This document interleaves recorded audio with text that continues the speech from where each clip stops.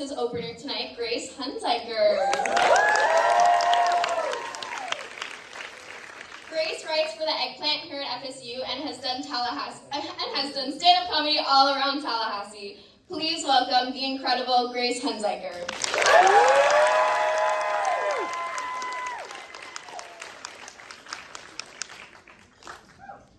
Hi. Oh God.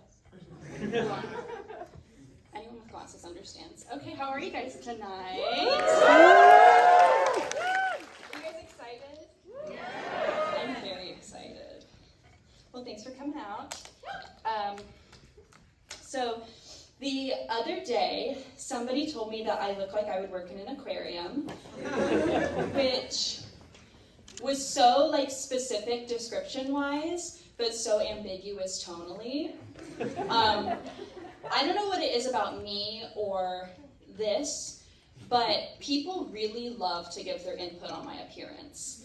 I get compared to a lot of different people, redheads exclusively, and more often than not cartoon characters.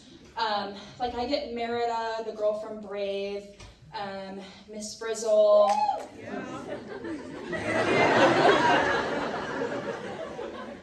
Okay. Anne of Green Gables, Wendy, as made famous by Wendy's. And it's never like the sexy, sultry redhead cartoon characters, like Jessica Rabbit or Kim Possible. It's always Pippi Longstocking.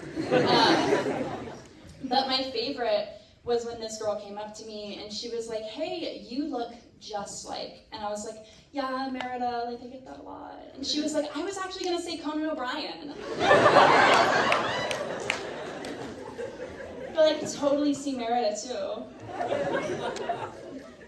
I've also been told that I look like I have a severe nut allergy, which is true. It's weird that I can survive 22 years of living in the world, but not like a Reese's peanut butter cup. So I have a confession. I have been ghosting my OBGYN.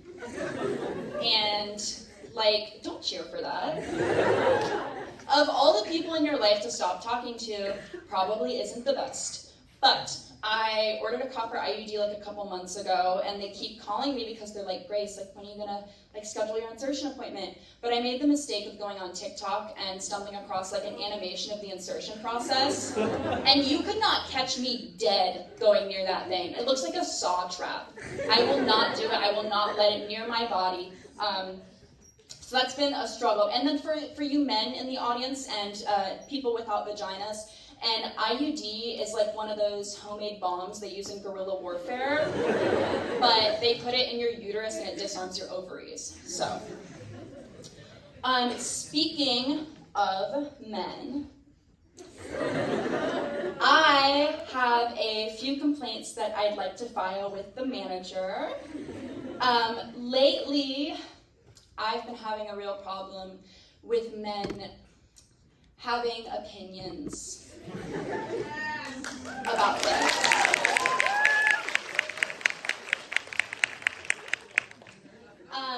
They feel so passionately about things and it makes me so fucking mad. A guy could be like, "Yeah, I think women should have the right to vote." And I'm like, "Oh, get a load of this guy, huh?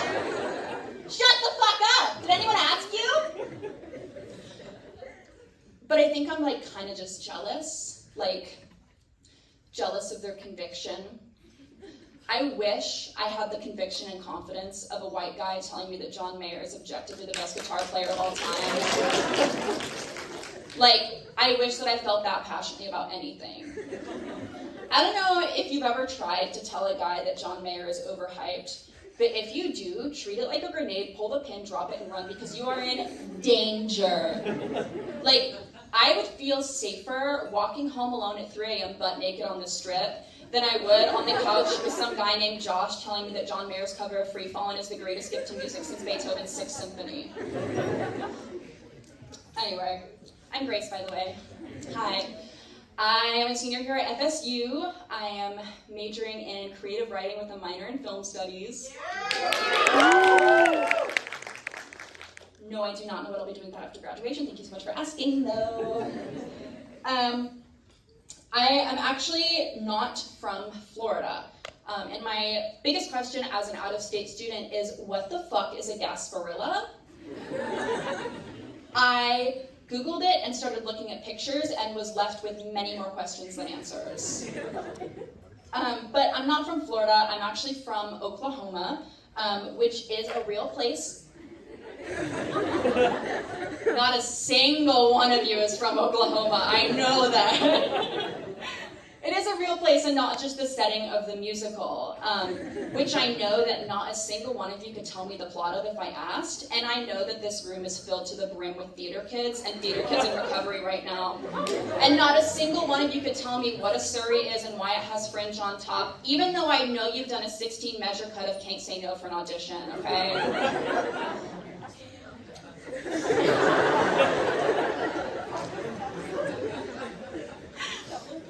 Anyway, in my hometown in Oklahoma, I also grew up very Catholic. My family is very Catholic. My grandparents are like a very devout Catholic couple, and they've been married for 60 years, which, like, okay, we get it. My dad didn't grow up Catholic, but he converted for my mom, which was such a simp-ass move. Come on now, Dave. But part of like my Catholic upbringing was my mom's insistence that I know that the devil and his demons are real, and they will slip inside of my skin and take my soul the moment I turn my back. She was very adamant on that. I remember this one time, I was probably like 10, and she came into my bedroom at night, and she was like, "Hey honey, so I was going through your stuff, and I found this little book called Curse of the Campfire Weenies, and it looks like there's some spooky stories in there, so I just wanted to talk to you about that imagery. By consuming that media, you are opening your heart to the devil, and he will come inside. Good night." And she shut off the lights and left. So I'm sure you can imagine my surprise when a couple months ago I get a phone call from my mother telling me about this little movie she watched on a plane called Hereditary.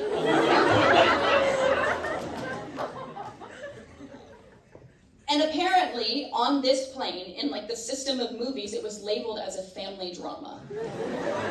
So, under the impression that she was going to watch something Little Women adjacent, she turned on Hereditary. And so she called me and we're talking about it, and I was like, well, I assumed you turned it off after a little bit, especially because like she has that daughter with that nut allergy who like dies because of it. I'm sure that was really upsetting for you. That didn't really bother me.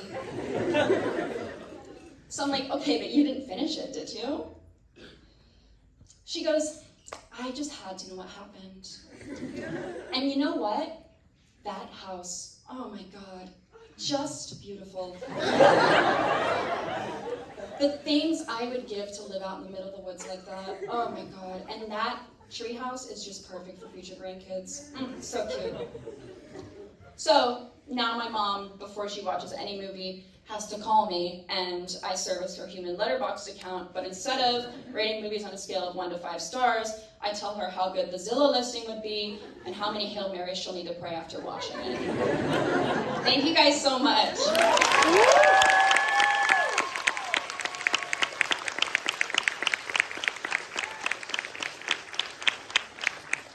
And before I do this, I'm just going to grab this water and put it back on the stool, because that's the kind and courteous thing.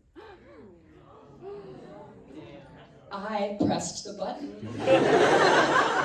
Hold on.